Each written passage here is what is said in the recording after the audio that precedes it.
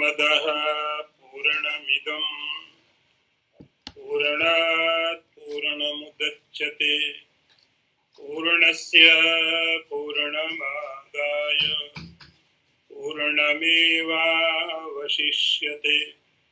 ओम शांति शांति शांतिः। शंकरं शंकराचार्यं केशवं वादरायणं सूत्रभाष्यकृतौ वन्दे भगवन्तौ पुनः पुनः। ईश्वरो गुरुरात्मेति मूर्तिभेदविभागिने व्योमवद्व्याप्तदेहाय दक्षिणामूर्तये नमः। ओम शांति शांति शांति।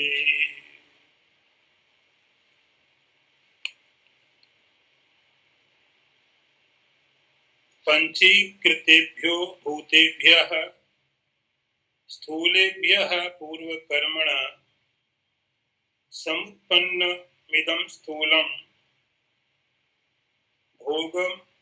भोग आयतनम् आत्मनः अवस्था जागरस्तस्य स्थूल अर्थ अनुभवो यतः। एक बार फिर पढ़ता हूं मैं। पंचीकृतेभ्यो भूतेभ्यः स्थूलेभ्यः पूर्वकर्मणा समुत्पन्नम् इदं स्थूलं भोगायतनम् आत्मनः अवस्था जागरस्तस्य स्थूल अर्थ अनुभवो यतः। अर्थ देखें। पंचीकृत स्थूल भूतों से पूर्व कर्मानुसार उत्पन्न हुआ यह शरीर आत्मा का स्थूल भोगायतन है। इसकी प्रतीति की अवस्था जागृत है, जिसमें कि स्थूल पदार्थों का अनुभव होता है। अर्थ एक बार फिर देख लें। पंचीकृत स्थूल भूतों से पूर्व कर्मानुसार उत्पन्न हुआ यह स्थूल शरीर आत्मा का भोगायतन है। इसकी प्रतीति की अवस्था जागृत है, जिससे कि स्थूल पदार्थों का अनुभव होता है।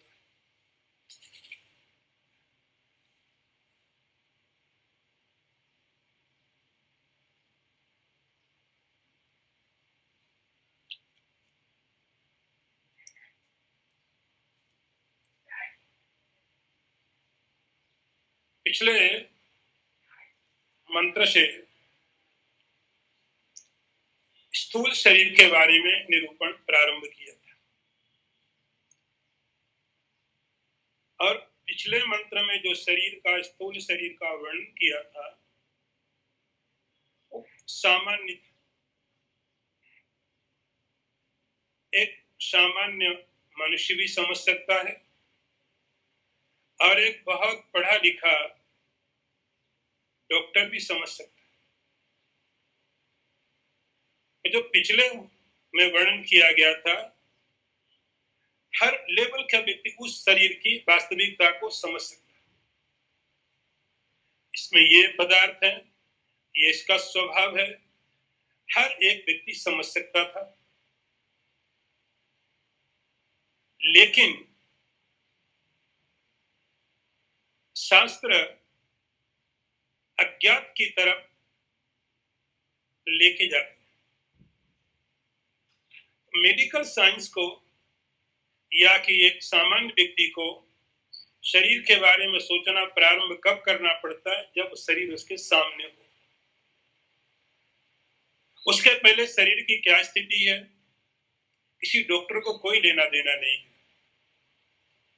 किसी डॉक्टर को कोई लेना देना नहीं। आपका शरीर उत्पन्न हुआ उसके पहले आपकी क्या स्थिति थी, आपका शरीर कैसा था नहीं था, उससे डॉक्टर का वहां पर कोई काम नहीं। डॉक्टर का काम तब है जब आपका शरीर सामने है। मेडिकल साइंस तब शुरू होता है। शरीर उत्पत्ति शरीर की स्थिति होने के बाद फिर मेडिकल साइंस, एक सामान्य सोच वाला व्यक्ति ये समझ पाता है कि शरीर का निर्माण कैसे हुआ, शरीर में क्या क्या चीजें पड़ी हुई। लेकिन अब जो बात कही जा रही है, यह बात तब से है जब मेडिकल साइंस काम नहीं करता। ये बात पीछे मंत्र में इसलिए बताई गई, मैं आपको कह रहा था कि शंकराचार्य जी इस बात को क्यों कह रहे हैं। ये तो हर कोई समझता कि शरीर में ये चीजें पड़ी हैं, ये चीजें हैं। इसको बताने का मतलब क्या? इसका बताने का मतलब उद्देश्य ये था कि आप ये समझे कि शरीर में जो चीजें आप जानते हैं वही शंकराचार्य जी शास्त्रों में बता रहे। यहां तक आपकी समझ उनके साथ मिल रही है, यहां तक आपकी समझ और उनकी समझ एक है। अब जो बात कही जा रही है ये आपको समझनी चाहिए। इस चीज को समझने के लिए उस व्यक्ति को मेडिकल साइंस की जरूरत नहीं है, एक आध्यात्मिक सोच की जरूरत, एक सूक्ष्म जगत को समझने की जरूरत। इस शरीर हुआ कैसे, इस शरीर अस्तित्व में आया कैसे? आने के बाद तो साइंस को मालूम है कि क्या क्या चीजें पड़ी हैं, कैसा ट्रीटमेंट है, कैसे ऑपरेट करना है, क्या क्या है, सब जानते। लेकिन इसका अस्तित्व हुआ कैसे, इसके लिए अब सूक्ष्म जगत में शंकराचार्य जी बात करते हैं। पंचीकृतेभ्यः भूतेभ्यः स्थूलेभ्यः पूर्व कर्मणा समुत्पन्नम इदं स्थूलम। इस शरीर का जो निर्माण हुआ है 5 महाभूतों से, लेकिन ये 5 महाभूत जब वो पंचीकरण के पश्चात स्थूलीकरण उनका हो गया, पंचीकरण के बाद जब उनका ग्रोसिफिकेशन हो गया, उस ग्रोसिफाइड होने के बाद इन 5 महाभूतों से इस शरीर का निर्माण हुआ। पंचीकृतेभ्यः भूतेभ्यः स्थूलेभ्यः पूर्व कर्मणा। अब सवाल है कि उन भूतों से निर्माण हुआ क्यों?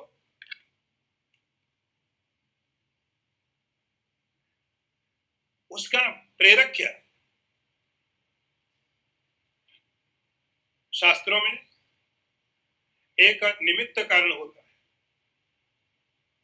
एक उपादान कारण होता है, और यदि और समझ सकते हैं समवायी कारण होता है जो वहां पर जरूरत नहीं है। तो 5 महाभूतों से शरीर का निर्माण हुआ, लेकिन क्यों हुआ? उद्देश्य होना चाहिए, उसके पीछे कोई और निमित्त कारण होना चाहिए। तब है पूर्व कर्मणा, हमारे पिछले जन्मों के जो कर्म हैं उन कर्मों के कारण कर्मों का फल भोगने के लिए 5 महाभूतों से इसका निर्माण हुआ। पंचीकृतेभ्यः भूतेभ्यः स्थूलेभ्यः पूर्व कर्मणा समुत्पन्नम इदं स्थूलम। तो 2 चीजें आपको समझनी है, एक तो पूर्व कर्म और दूसरे स्थूलीभूत जो 5 महाभूत हैं। पंचीकरण होने के पश्चात जो महाभूत हैं उन 5 महाभूतों से इस शरीर का स्थूलम इदं समुत्पन्नम, इस स्थूल शरीर का निर्माण किया गया, ये उत्पन्न हुआ। ये मेडिकल साइंस से आगे की बात है। क्यों है? क्या भोगा यतनम, आत्मा, आत्मा का अर्थ हुआ है, आत्मा अर्थ हुआ कि जो शरीर में रहने वाला आत्मा, तो शरीर में रहने वाला आत्मा, उसके भोग के लिए ये आयतन है। आयतन का अर्थ है घर, साधन है। तो शरीर में रहने वाला जो आत्मा है, जीवात्मा बोलो, इंडिविजुअल सोल है, लिमिटेड है, उसके लिए एक्सपीरियंस करना है। तो एक्सपीरियंस करने के लिए स्थूल शरीर की आवश्यकता पड़ेगी। तो उनके लिए इस शरीर का निर्माण किया गया। भोगा यतनम आत्मनः, आत्मा का ये भोग का इसमें रह करके आत्मा स्थूल पदार्थों का एक्सपीरियंस अनुभव करता है। अब अवस्था जागृत तस्य, अब ये विचार शुरू किया कि हमारा जो अनुभव होता है, एक्सपीरियंसेस है, वो सटल पदार्थों के भी होते हैं, सूक्ष्म के भी होते हैं और स्थूल के भी होते हैं। इस शरीर का कहां पर योगदान है? ये शरीर कहां पर है? तब स्थूल अर्थानुभव, या एक एक पद शब्द बहुत महत्व रखता है। स्थूल अर्थ, जो स्थूल है, जो ग्रोस ऑब्जेक्ट, उस स्थूल पदार्थों का अनुभव करने के लिए स्थूल पदार्थ अर्थानुभव, अर्थ मतलब ऑब्जेक्ट, जो अर्थ ऑब्जेक्ट ग्रोसिफाइड है, उनका अनुभव करने के लिए ये स्थूल शरीर चाहिए, और उसकी अवस्था होगी जागृत। जागृत जब आप जग रहे हैं, उस समय में स्थूल पदार्थों का आप उपयोग करते हैं, स्थूल पदार्थों को भोगते हैं। अगले मंत्र को देखिए।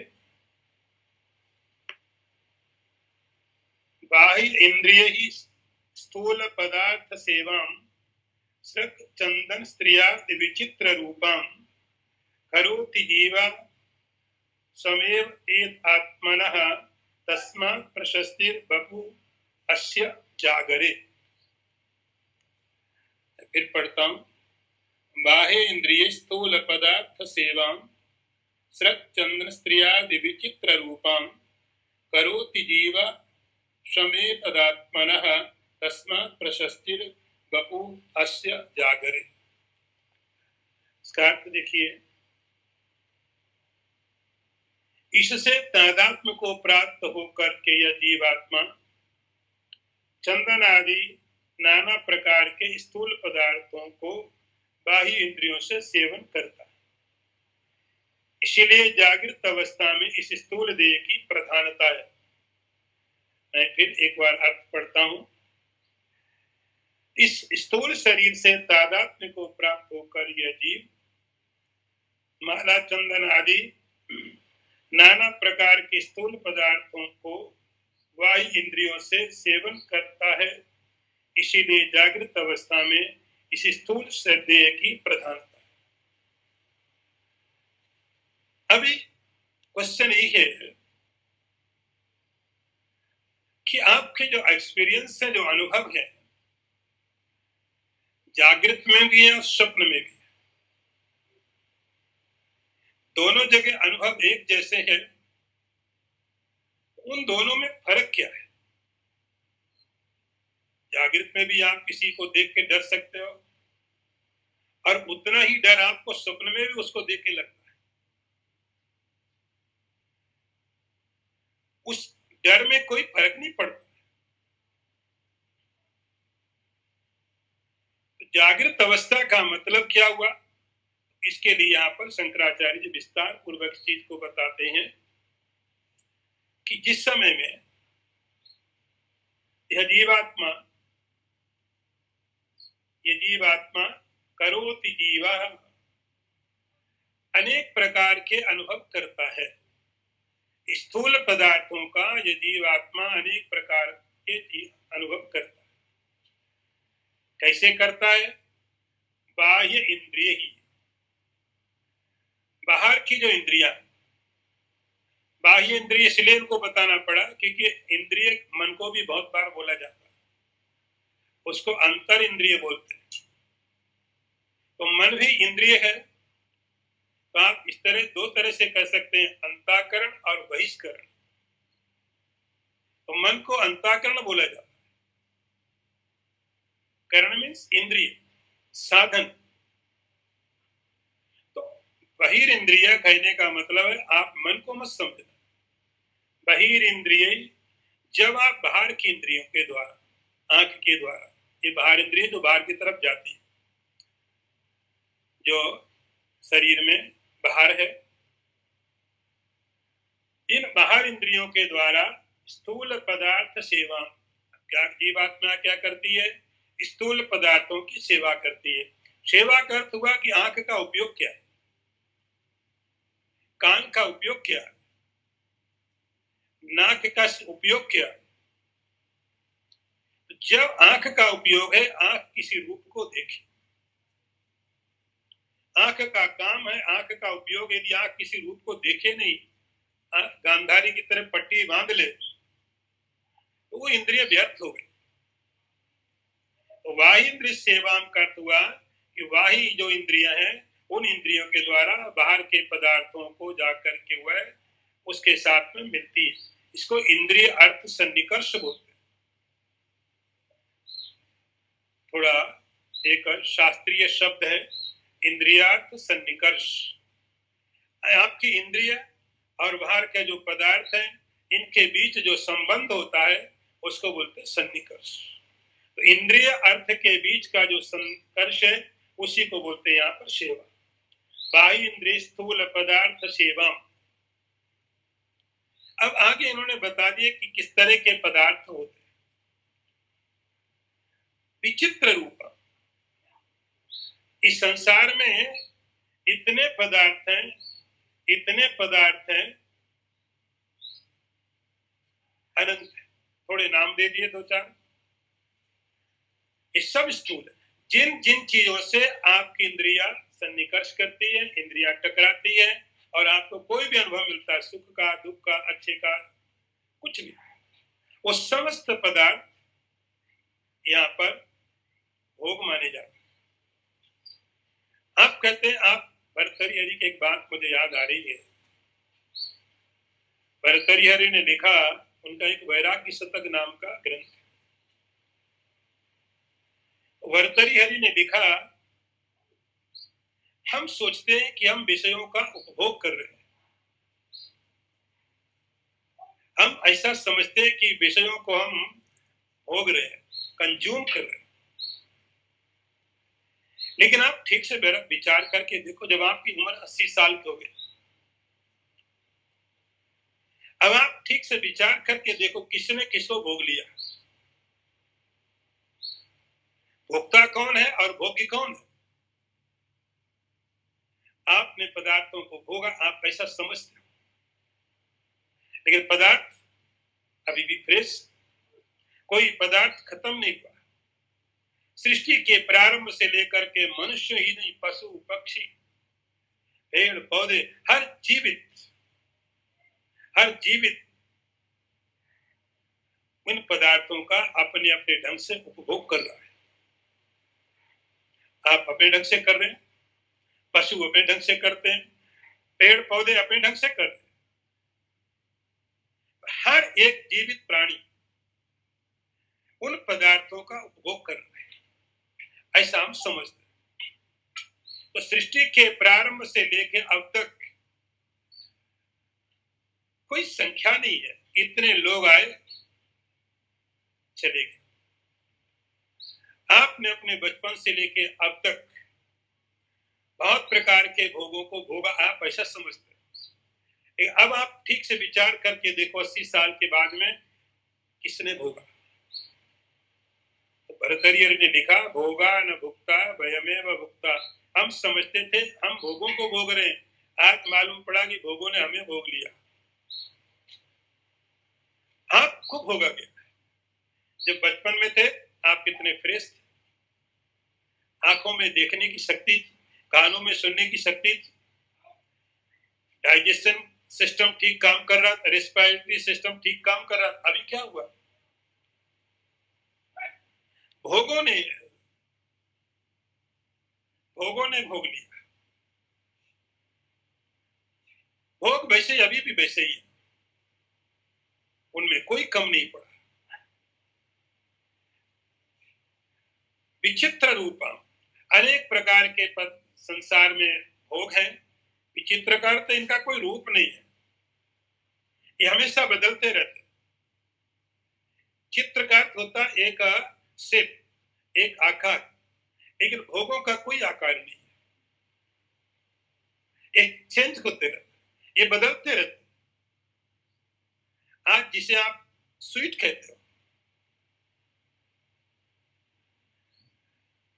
जिसको आप खाने के लिए बहुत इच्छा रखते हो,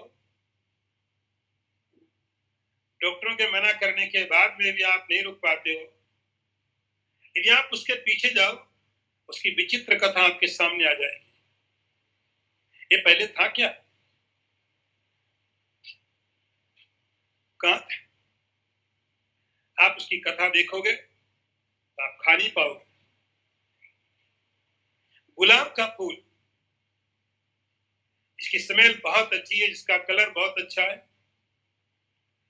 ये था कहां? इसकी कथा देखोगे तो आप परेशान हो जाओ। ये थोड़े समय के बाद फिर चला जाएगा कहीं और। तो विचित्र का अर्थ है कि इन स्थूल पदार्थों का कोई रूप नहीं है, ये बदलते रहते हैं, नए नए शेप में आपके आगे आते रहते हैं, एवर फ्रेश।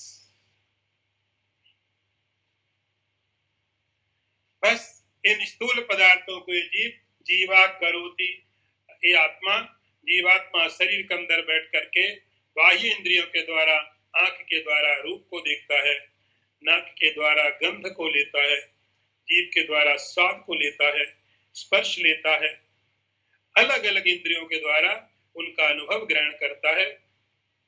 ये जीवात्मा,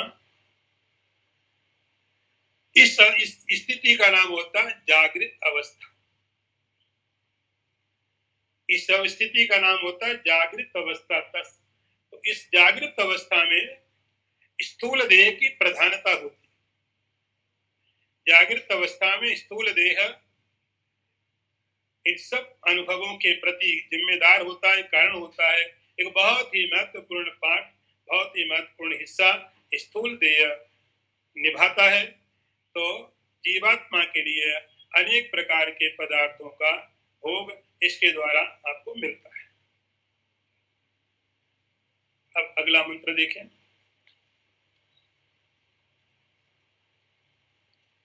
सर्वोपि बाह्य संसारा पुरुषस्य यदाश्रयः विद्धि देहमिदं स्थूलम गृहवत् गृहमेदिना।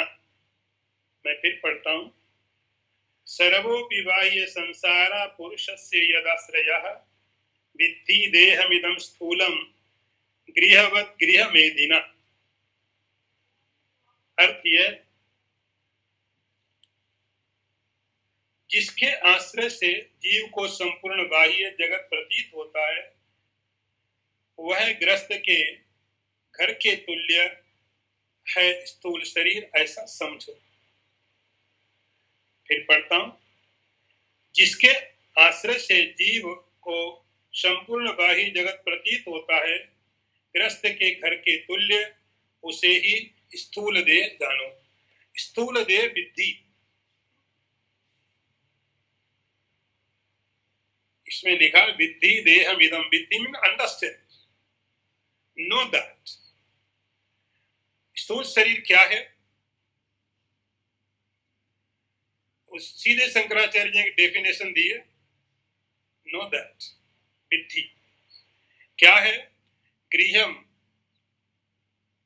घर की तरह।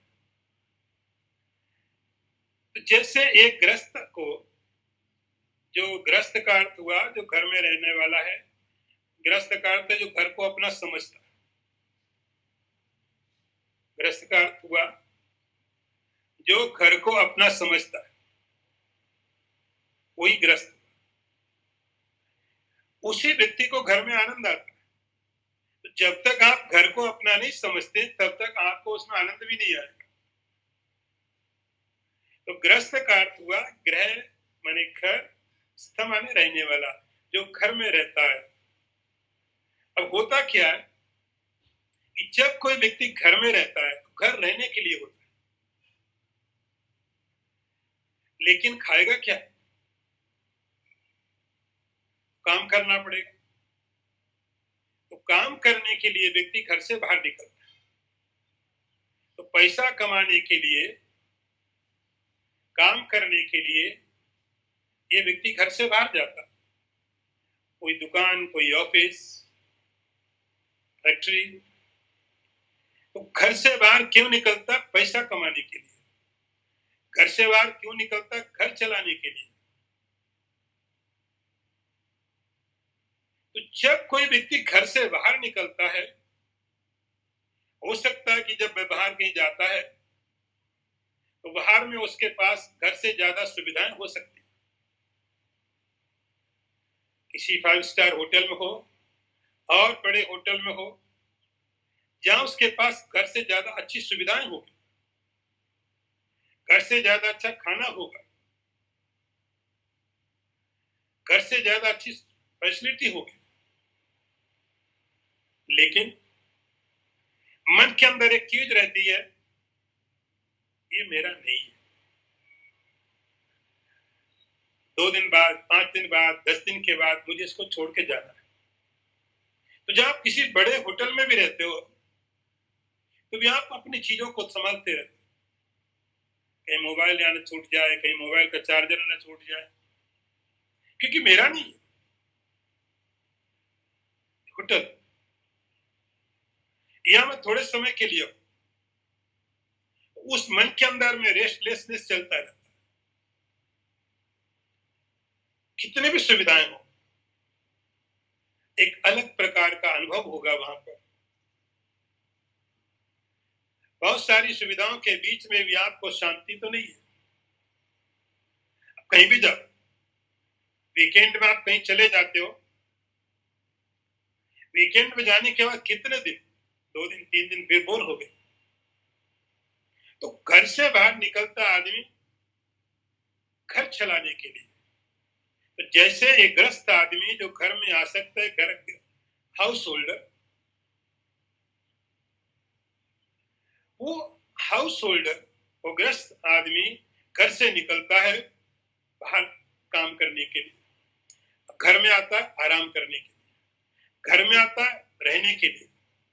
जब वो घर में पहुंच गया तो निश्चिंत हो जाता है, रिलैक्स हो जाता है।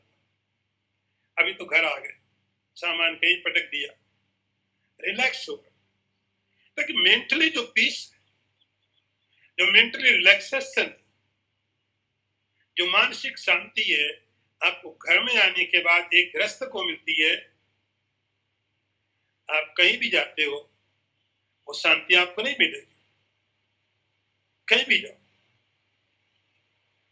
क्योंकि ग्रस्त है, ये आसक्त है घर में, घर को अपना समझा हुआ है इसने।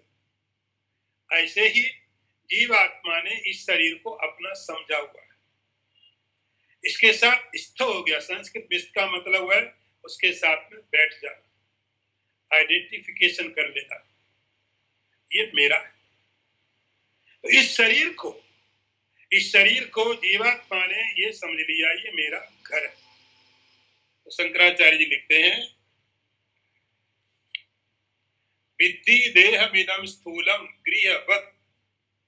जैसे ग्रस्त के लिए अब देख रहे हैं, ग्रस्त के लिए तो घर में आसक्ति, बाकी जो 3 चीजें बचती हैं उनको लिए आसक्ति मना है। तो ग्रस्त लोग जैसे घर में आसक्त होते हैं, घर में आने के बाद उनको शांति की प्राप्ति होती है, मानसिक शांति मिलती है, रिलैक्स हो जाते हैं, पैसा कमाने के लिए, घर चलाने के लिए बाहर जाते हैं, लेकिन घर आते हैं आराम करने के लिए। घर एक सेंटर पॉइंट हो गया, जहां बैठ के सारा संसार आप चलाते हो, घर भी, फैक्ट्री भी, सब चीजें चलाते हो। ऐसे ही जीवात्मा ने शरीर को अपना एक तरह के घर बना लिया, ये मेरा घर है। विद्धि देहमिदं स्थूलम, इस शरीर को घर समझ लो। जीवात्मा एग्जाम्पल दिया, इसके अंदर बैठ करके सर्वो विवाह्य संसार पुरुष से यदाश्रय, इस शरीर के अंदर में बैठ करके अब वो जो जीवात्मा है, इंडिविजुअल सोल, शरीर के अंदर रहने वाला जीवात्मा, परिचिन्न, चिदाभास, बहुत सारे नाम आप जानते हो। इस शरीर के अंदर बैठ करके वो जो जीवात्मा है अब सारे संसार के साथ में व्यवहार करता है। ये बात हमने पहले भी डिस्कस की हुई है कि जीवात्मा का एक्सप्रेशन शरीर के द्वारा ही होगा। शरीर हटा देने के बाद आत्मा की अभिव्यक्ति नहीं हो पाएगी। शरीर के द्वारा ही आत्मा की अभिव्यक्ति होगी। तो ये जो शरीर है ये आत्मा का घर है, गृहवत। इसके अंदर बैठ करके वह क्या करता है? सर्वो विवाह्य संसारा। जैसे आप घर में बैठ गए और घर में बैठने के बाद अब आप ऑफिस जाते हो, लौट आते हो। और आजकल तो एक और सुविधा मिल गई, वर्क फ्रॉम होम। और सुविधा हो गई, घर से ही काम कर लो। लेकिन आपको ऐसा बोला जाए कि होम फ्रॉम ऑफिस, तो थोड़े दिन तो ठीक है, लेकिन ज्यादा दिन नहीं चलेगा। तो रिलैक्सेशन आपको जो यहाँ पर मिलता है, आप यहाँ पर आकर के फिर आगे की प्लानिंग करते, ऑफिस ज्वाइन करते, ऑफिस छोड़ते हो, ऑफिस जाते हो, वापस आते हो। एक घर के प्रति जो आपके मन में फीलिंग है वो और कहीं नहीं आती। ऐसे ही जीवात्मा ने शरीर को अपना घर मान लिया हुआ। विद्धि देहमिदं स्थूलम, गृहवत, घर की तरह। ठीक उसके बाद क्या करता है? सर्वोपि बाह्य व्यापारा, बाहर का जितना भी संसार है, बाह्य संसार है, सब का सब यहाँ बैठ के जीवात्मा करता है। सुख का अनुभव करना है, दुख का करना है, अपमान का करना है, सम्मान का करना है, पाप भोगना है, पुण्य भोगना है, सुख जो भी करना।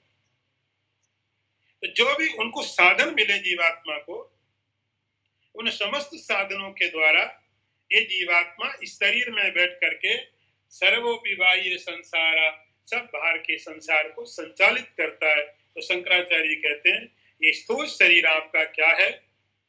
जीवात्मा का आपका अपना घर है, घर की तरह। बस यहाँ पर बैठ करके आप सारा का सारा संसार चलाते हो। यहाँ पर बैठ करके सर्वोपि बाह्य संसारा पुरुषस्य यदश्रया, जीवात्मा यहाँ बैठ करके अपनी इंद्रियों को भेज देता, मन को भेज देता, लेकिन वो खुद नहीं जाएगा। उसका घर है, यहाँ रह करके अनेक प्रकार के विषयों को वो उपभोग करता रहता है। अब आगे के मंत्र में चले।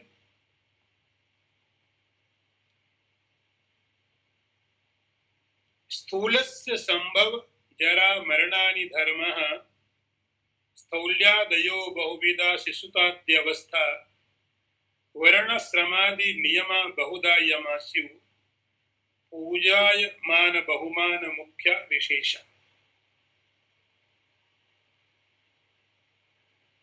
मैं फिर पढ़ता हूं। स्थूलस्य संभव जरा मरणानि धर्म, स्थौल्य आदयो बहुविधा शिशुतादि अवस्था, वर्ण श्रमादि नियमा बहुधा यमाद्यास्यु, पूजा मान बहुमान मुखा विशेष। अर्थ देखिए, स्थूल देह के ही जन्म जरा मरण तथा स्थूलता आदि धर्म है। बालकपन आदि नाना प्रकार की अवस्थाएं हैं। वर्णाश्रम आदि के निमित्त अनेक प्रकार के नियम और यम हैं। इसी की पूजा, मान, सम्मान आदि विशेषताएं हैं।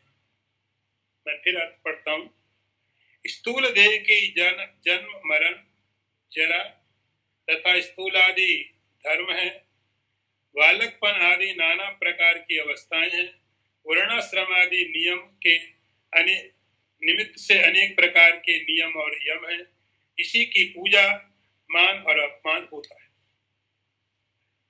स्थूल शरीर के बारे में आगे शंकराचार्य जी ने कहा, जन्म स्थूल शरीर का ही होता है। स्थूल शरीर का जन्म होता है,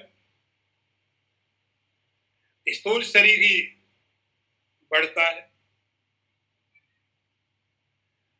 स्थूल शरीर ही बाद में मृत्यु को प्राप्त होता है। ये समस्त चीजें स्थूल शरीर के साथ ही होती है और ये इसका धर्म है। यहां लिखा धर्म, धर्म इसका नेचर। जैसे बर्फ का धर्म होता है ठंडा,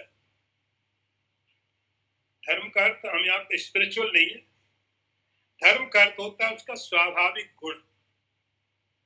आप धर्म का अर्थ थोड़ा समझिए कि धर्म का अर्थ होता है स्वाभाविक गुण।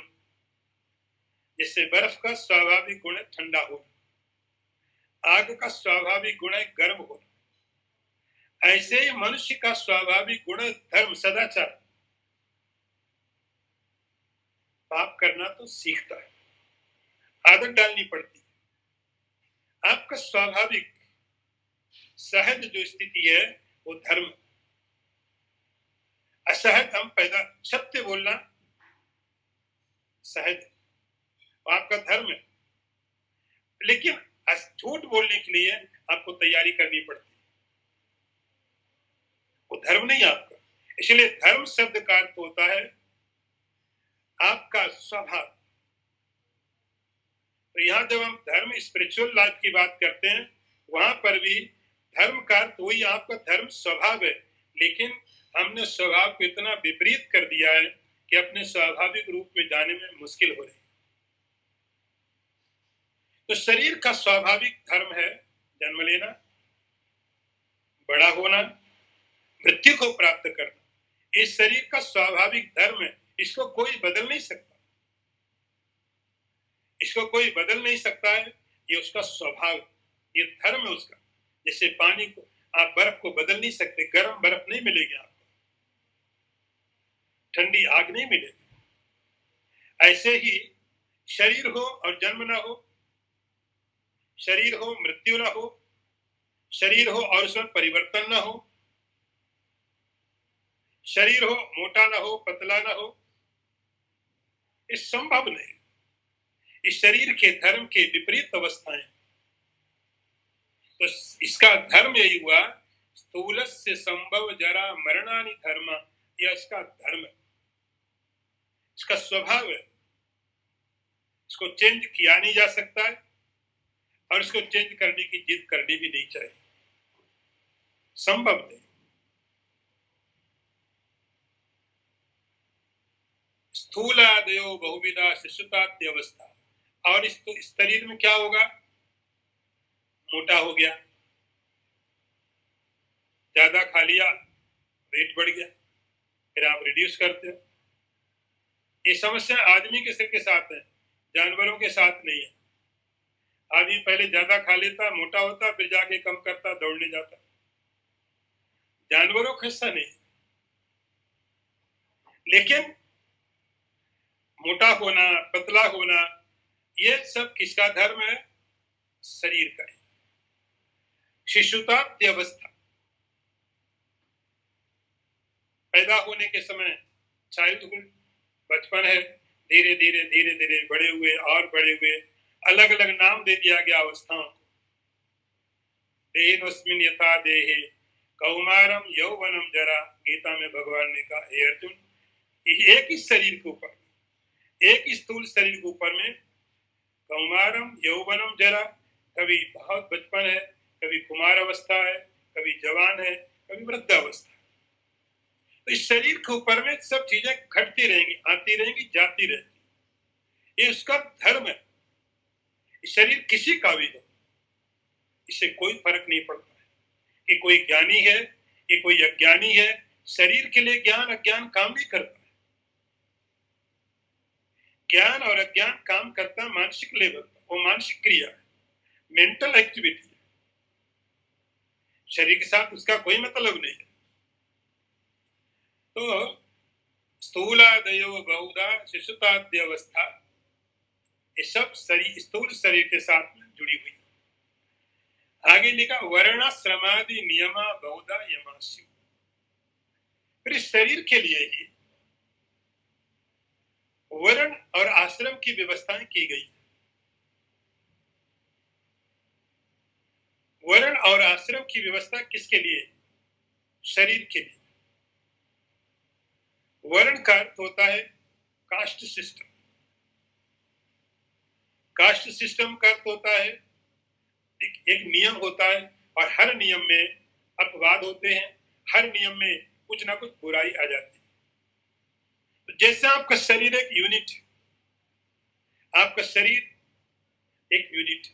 लेकिन इस यूनिट को चलाने के लिए आपके शरीर को अलग अलग बॉडी पार्ट मिले हुए हैं और हर बॉडी पार्ट एक अपना अलग काम करता है। एक बॉडी पार्ट का काम दूसरा पार्ट नहीं कर सकता। हर एक बॉडी के पार्ट को एक अलग अलग काम मिला। माइंड को कोई काम मिला, स्टमक को कोई काम मिला है, लंग्स को कुछ काम मिला है, हाथ को अलग काम मिला है। तो हर बॉडी पार्ट को एक अलग अलग काम मिला, एक्टिविटी मिली है और उसका काम वही कर सकता, दूसरा नहीं कर सकता। यदि किसी व्यक्ति की आंख खराब हो गई हो, वो बोले चलो कोई बात नहीं, आंख खराब होगी लेकिन दो कान, एक कान से सुन लूंगा, तो बॉडी का हर पार्ट अपना ही काम करेगा। तो बॉडी चलाने के लिए, आपके यूनिट को चलाने के लिए, बॉडी को चलाने के लिए आपको हर एक पार्ट पे काम दिया गया है। हर काम वो बॉडी का पार्ट ठीक से करता है, तब आपका बॉडी चलता है। और जो पार्ट काम करना बंद कर देता है, बॉडी का नहीं चलेगी। ऐसे सोसाइटी एक यूनिट है। उस सोसाइटी को चलाने के लिए एक कलेक्टिव सोच इस सोसाइटी को कैसे चला, तो उसमें 4 डिवीजन किए जाते हैं। उसमें 4 डिवीजन होते हैं, 4 कैटेगरी होती, 4 विभाग होते हैं और वो बहुत साइकोलॉजिकल है। ये थोपा नहीं गया। मैं कह रहा हूं कि लोग हर नियम को बिगाड़ देते हैं। इसको बिगाड़ दिया। ये तो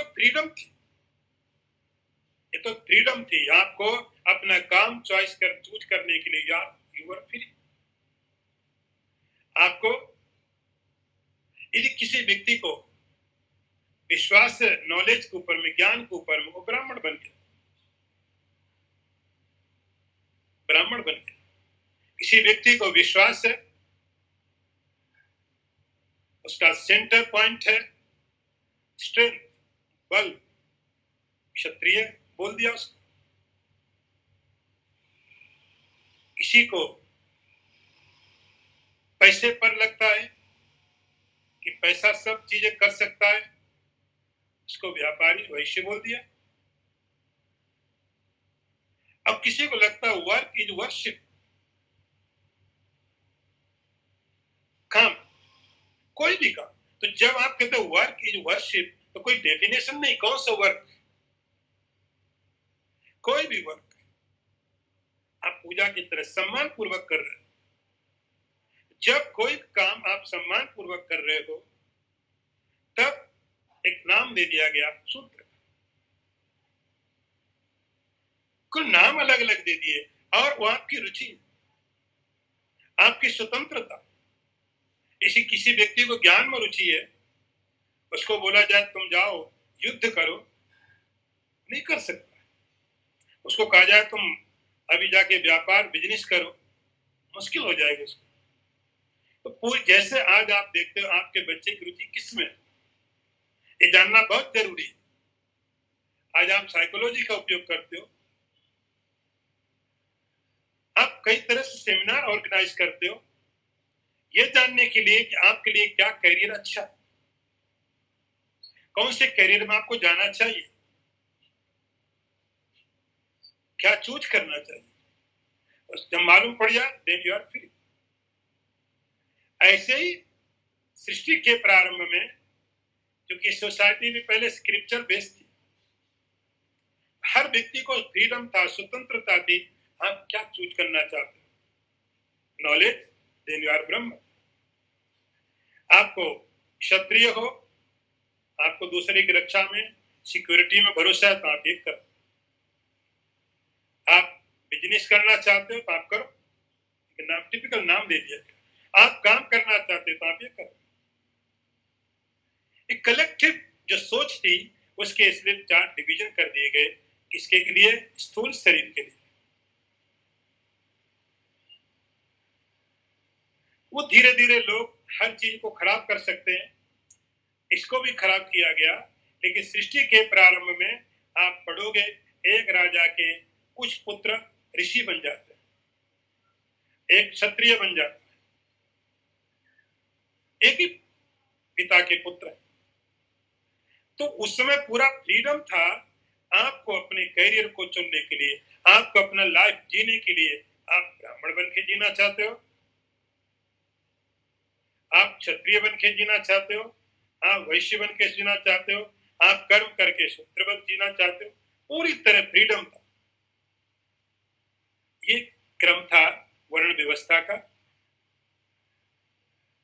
वर्ण इसको बोलते हैं।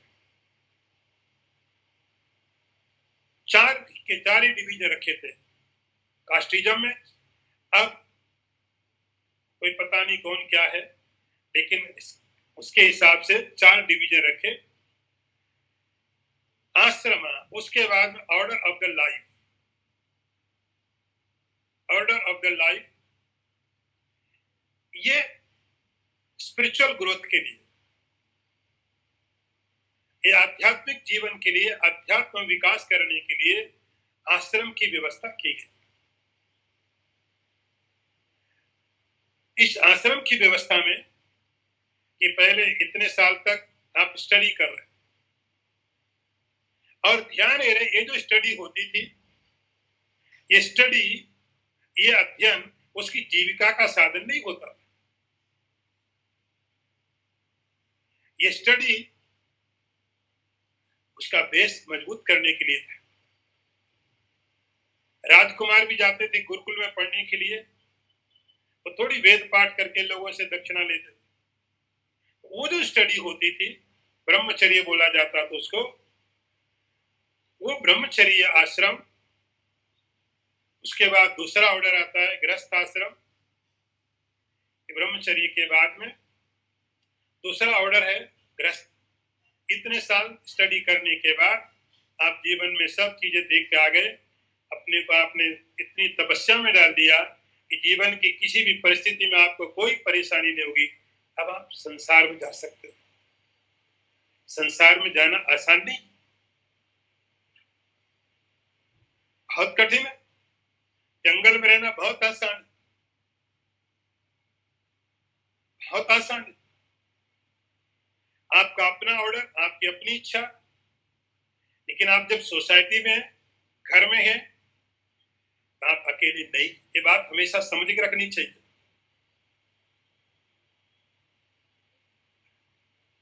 तो ग्रस्त होने के लिए पहले तपस्या जरूरी थी। ग्रस्त होने के पश्चात तीसरा ऑर्डर आता था वानप्रस्थ।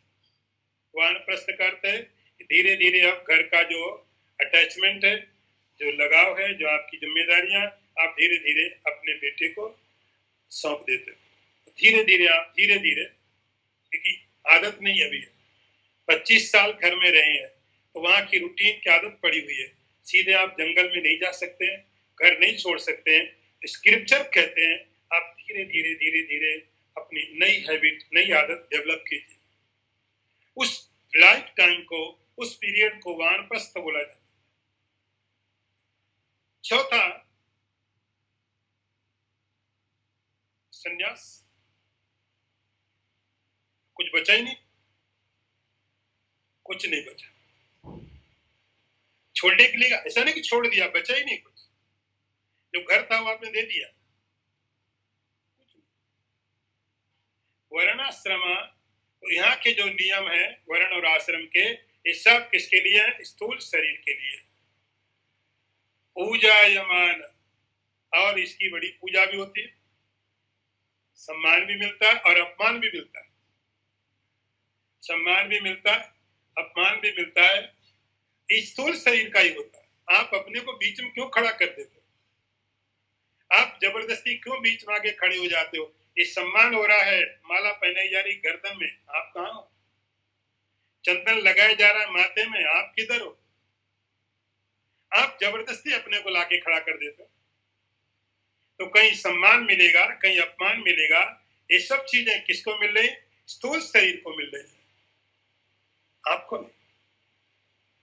तो शंकराचार्य बोलते हैं ये सब स्थूल शरीर के लिए, उसी के धर्म है, उसी के लिए बनाए गए। आखिरी का मंत्र भी देख लीजिए। बुद्धीन्द्रियाणि श्रवणं त्वगाक्षि घ्राणं च जिह्वा विषयावबोधनात् वाक्पाणिपादं गुदमुपस्थ कर्मेन्द्रियाणि प्रवणेन कर्मसु। मैं फिर पढ़ता हूँ। बुद्धीन्द्रियाणि श्रवणं त्वगाक्षि घ्राणं च जिह्वा विषयावबोधनात् वाक्पाणिपादं गुदमुपस्थः कर्मेन्द्रियाणि प्रणवेन कर्मसु। अर्थ देखिए, श्रवण, त्वचा, नेत्र, घ्राण और जिह्वा ये 5 ज्ञान इंद्रियां हैं, क्योंकि इनसे ही विषय का ज्ञान होता है। तथा वाक, पाण, पाद, पायु और उपस्थ ये कर्म इंद्रियां हैं जो कर्म की तरफ आपको प्रेरित करती है। अब टॉपिक थोड़ा बदला। आपको पहले स्थूल शरीर के बारे में बताया। स्थूल शरीर को बताने के बाद अब 10 जो इंद्रियां, क्योंकि शंकराचार्य ये समझ के चल रहे हैं कि आप पहली बार अब वेदांत के कोर्स में जा रहे हैं। उन्हें थोड़ी पता कि आपने तत्वबोध पढ़ लिया, लेकिन तो 10 इंद्रियां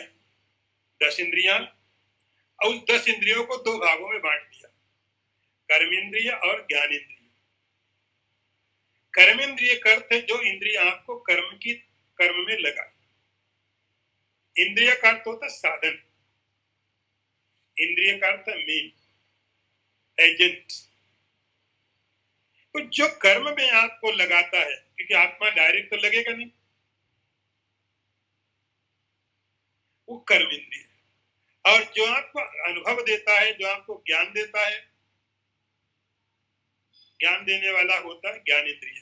तो ज्ञान के प्रति जो साधन है आपके शरीर में, जो ऐसे उपकरण है जो ज्ञान के प्रति साधन है, उनको बोला जाएगा ज्ञान इंद्रिय।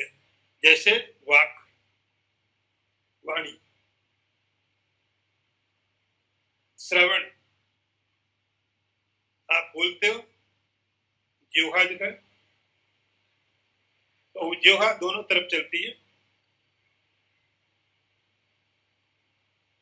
वाक, पाणी, पाद, पायु, उपस्थ एक कर्मेंद्रिय हो गई। इनके द्वारा कर्म होते हैं। श्रवण, त्वचा, नेत्र, घ्राण और जिह्वा, इनके द्वारा आप जीभ से स्वाद लेते हो, नेत्र से रूप देखा जाता है, त्वचा से स्पर्श होता है, घ्राण से गंध ली जाती है, कान से श्रवण होता है। तो ये जो 5 प्रकार के विषय हैं, 5 प्रकार की इंद्रियों से आप ग्रहण करते हो। इन इंद्रियों को 2 भागों में बांट दिया, कर्मेंद्रिय और ज्ञानेंद्रिय। इस प्रकार से ये 10 इंद्रियां हैं। आज हम लोग अभी यहीं विराम लेंगे। ओम पूर्णमदः पूर्णमिदं पूर्णात् पूर्णमुदच्यते पूर्णस्य पूर्णमादाय पूर्णमेवावशिष्यते। ओम शांति शांति शांति। शंकरं शंकराचार्यं केशवं वादरायणं सूत्रभाष्य कृतौ वंदे भगवन्तौ पुनः पुनः। ईश्वरो गुरुरात्मेति मूर्तिभेद विभागिने व्योमवद् व्याप्तदेहाय दक्षिणामूर्तये नमः। ओम शांति शांति शांति।